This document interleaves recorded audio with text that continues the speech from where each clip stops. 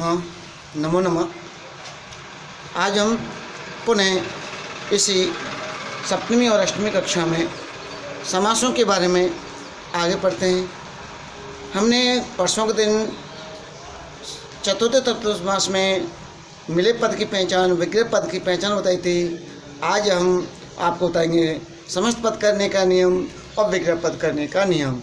तो सबसे पहले मैं आज बता रहा हूँ आपको चतुर्थी तत्पुरुष समास में समस्त पद करने का नियम, यानी जो विग्रह पद दे रखा है उस विग्रह पद को समस्त पद कैसे करेंगे, उसका हमारा क्या नियम है, कैसे हम उसको देखो। हमें नियम इसलिए दिखाता हूँ क्योंकि कुछ पद हमें जैसे सामान्य रूप से हम पढ़ते हैं तो दो चार कुछ शब्द दे रखे उनको हम याद कर लेते हैं, परंतु इनके अलावा कोई अन्य शब्द आ जाता है तो उनको हम नहीं कर पाते।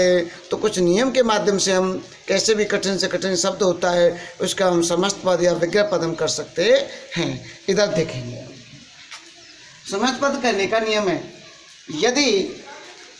यदि विग्रह पद दे रखा है अलग अलग वाला, यदि विग्रह पद के पूर्व पद में यानी पहले वाले पद में चतुर्थी विभक्ति हो, जो विग्रह पद का दे रखा है उसमें पहले पद में चतुर्थी विभक्ति दे रखी हो तथा उत्तर पद में प्रथमा हो, तो ऐसी अवस्था में क्या करना, जब समस्त पद करेंगे, समस्त पद करते समय नंबर 1 पर क्या करेंगे, सबसे पहले आपको कि पूर्व पद में जो विभक्ति दे रखी है तो पूर्व पद में से उस विभक्ति को हटाना है। जो पहले पद में जो विभक्ति दे रखी हो उस विभक्ति को क्या करना है, हटाना। जो चतुर्थी दे रखी हो तो उस विभक्ति को हटाना है, मूल शब्द बचेगा। नंबर 2 पे दोनों पदों को एक साथ लिख देना। जब विभक्ति हटा देंगे पहले पद में से तो पहले पद का जो शब्द बचेगा और दूसरा जो पद बचेगा दोनों को मिला के लिखना। साथ में क्या करना है, यदि कहीं संधि हो रही हो तो वहाँ पर संधि भी करनी है। जैसे मैं लिखता हूँ यूपाय दारू, उदाहरण दिया। यूपाय पहला पद है, ये दारू दूसरा पद है। यूप कहते हैं लकड़ी को, यूपाय में आय हटा दिया, चतुर्थी विभक्ति आय आती है तो आय को हटा कर विभक्ति को हटा कर यूप बचा, यूप और ये दारू जैसा तैसा दोनों शब्दों को मिलाया तो यूप दारू बन गया।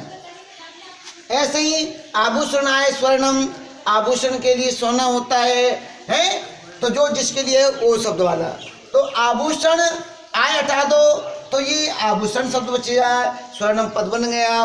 बचा बाद वाला दोनों को मिला के रखेंगे आभूषण स्वर्णम। अगला है गवे हितम, ये अपने को शब्द ध्यान रखना है। गवे में एक ही मात्रा, रामे के तरीका से नहीं है ये गवे में अवय है तो ये एक ही मात्रा है, ये चतुर्थी का रूप होता है। जैसे अब गुरु को गुरुवे बनता है तो ये क्या ओकारांत शब्द का है, ओ की मात्रा वाला, तो गो शब्द का रूप है तो इसका शब्द बचता है गो और लास्ट में हितम है, दोनों को मिलाएंगे तो गो हितम शब्द बन जाता है। अगला है हमारा तस्मै हित। तस्मै हित और तस्मै की विभक्ति पहली पद है चतुर्थी, इसकी विभक्ति को उठाया तो तद, अगला हित। अब यहाँ पर संधि युक्त पद है, संधि करना है हमको, तो यहाँ पर संधि हो रही है, पूर्व सवर्ण संधि हो रही है तो हा को धा बनाया। पूर्व सवर्ण में जब हम संधि पढ़ेंगे तब मैं आपको बताऊंगा, पहले भी मैंने बता चुका हूँ। तो तद और धित हो गया, दोनों को युक्त करेंगे तो तद्धित शब्द बनता है। अगला है लोके विहितम। लोके विहितम, ये एभ्य आ रहा है, इस एभ्य को उठाएंगे तो लोक और हितम दोनों को मिलाएंगे तो लोक हितम ये शब्द बनता है।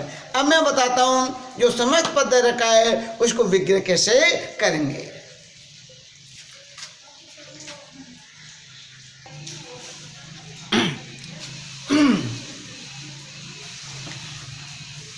देखें अब हम चल रहे हैं विग्रह पद करने का नियम। तो विग्रह पद करने का नियम क्या कहता है, हमारे लिए समस्त पद दे रखा है, जुड़ा हुआ मिला हुआ पद दे रखा है। यदि मिले हुए पद में, यदि समस्त पद के मिले हुए पद होगा, मिले हुए पद का उत्तर पद देखना है, यानी बाद वाला शब्द देखना है। यदि बाद वाले शब्द में, यदि उत्तर पद में हमारे पास में कुछ महत्वपूर्ण शब्द मिलेंगे, बलि हित सुख रक्षित इत्यादि शब्द हों और जो जिसके लिए हो उस अर्थ में कोई शब्द हो, उन शब्दों को देखते हुए जब हम उसका विग्रह पद करते हैं, विग्रह पद करते समय नंबर 1 पर क्या करेंगे, अब पूर्व पद में जो है उस पूर्व पद में चतुर्थी विभक्ति लगानी है। अंत में क्या करना है, उत्तर पद को जैसे का तैसा लिख देना है। जैसे मैंने लिखा सबसे पहले जनहितम, इसमें से मैंने उत्तर पद की पहचान, ये समास पद की पहचान करी कि ये कौन से समास का उदाहरण है। तो उत्तर पद में मैंने देखा है हित शब्द लिख लिया, तो हित शब्द आता है हमारे चतुर्थी तत्पुरुष समास में। हित को देख करके तुरंत में इसमें जो पहला पद है जन, इसमें लगा दिया चतुर्थी, तो ये बन गया जन का चतुर्थी जनेभ्य। लास्ट में क्या लिख दिया, अंत में उत्तर पद जैसे तैसा हितम लिख दिया। दूसरा लिखा माँ ये बाल सुखम, उत्तर पद में क्या है, सुख आ रहा है, सुख शब्द चतुर्थी में आता है। इस सुख को देख करके बाल शब्द में पहला वाला पद है, इसमें चतुर्थी लिखाई, तो बालिभ्य, लास्ट में सुखम जैसे का तैसा लिखा। अगला है मातृरक्षितम, उत्तर पद क्या है, रक्षित है, रक्षित को देखा, मातृ शब्द प्रथमा है, पहला पद है, इसमें चतुर्थी लगाई तो मातृ, लास्ट में रक्षित शब्द जैसे तैसा। देशबली, अगला है बलि शब्द को देखा, उत्तर पद में बलि आ रहा है, तो पूर्व पद में चतुर्थी लगाई देशाय, अंत में बलि लिख दिया। नदी रक्षितम, रक्षित शब्द देखा, और आपका क्या ये नदी है पहले पद में, तो नदी में रक्षित के कारण चतुर्थी लगाई, तो ये बन गया नद्यई, लास्ट में रक्षितम शब्द जोड़ दिया। इस तरीका से हम विग्रह पद करेंगे। यानी उत्तर पद को देखो, उत्तर पद में यदि ये शब्द आते हैं तो आपको कौन से बल हित सुख रक्षित और उस अर्थ को बताने के लिए जो जिसके लिए है, वहाँ पर आपको पहले पद में चतुर्थी लगानी और उत्तर पद को जैसे तैसा लगा देना, ये अपना विग्रह पद बन जाएगा। इति कल हम पढ़ेंगे आपको पंचमी तत्पुरुष समास। इति।